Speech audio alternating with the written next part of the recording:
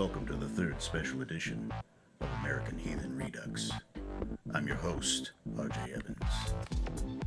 Mankind had not been very good at learning that swords are dangerous if left lying around, although it had done its limited best to make sure that the chances of one this size being wielded accidentally were high. A cheering thought that.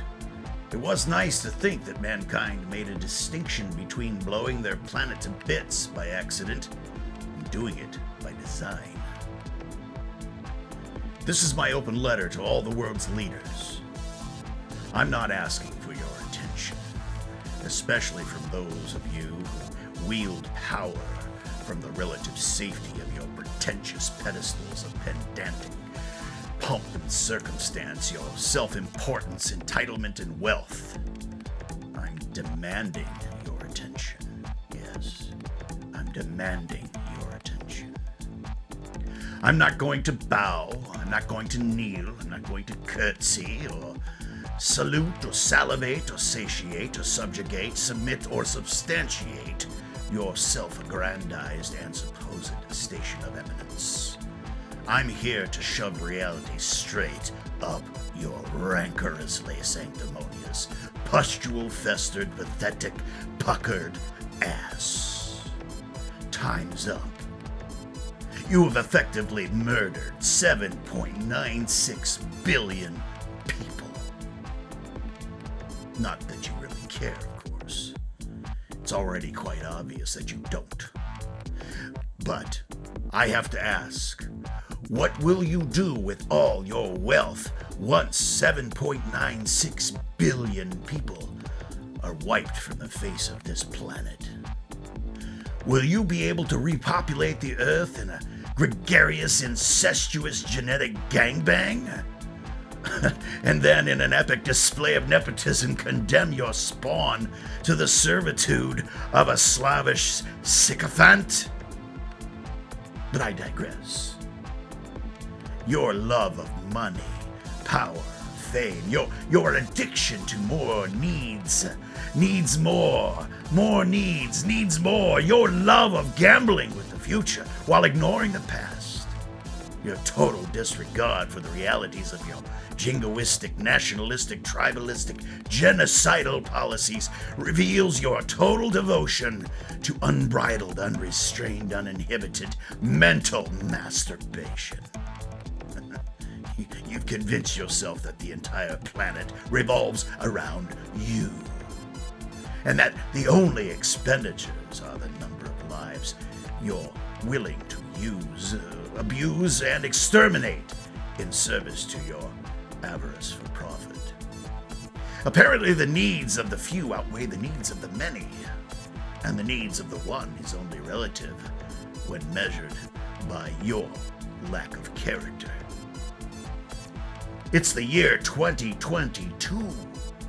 7.96 billion people. Their screams of poverty, their screams of pain, agony, are and have been the payment for your self-indulgences. They starve so that you may thrive. 7.96 billion people sentenced to the indignation of indentured servitude, forced to perish directly or by proxy of your ineptitude. And a mere pittance of the number of human beings sacrificed to the gods of gluttony and influence over the history of this planet. It seems conspicuous that you, fiends of immortality and immorality, refuse to yield to benevolence. But alas, you sit gelatinous and joyous as you condemn the world to extinction. Poverty, pestilence, famine, climate catastrophe, political plagues of pomposity and genocide, fascism, theocratic despotism, racism, bigotry, exploitation of anyone or anything for the profit of a few at the expense of the many. Total disregard for the consequences. You're despicable.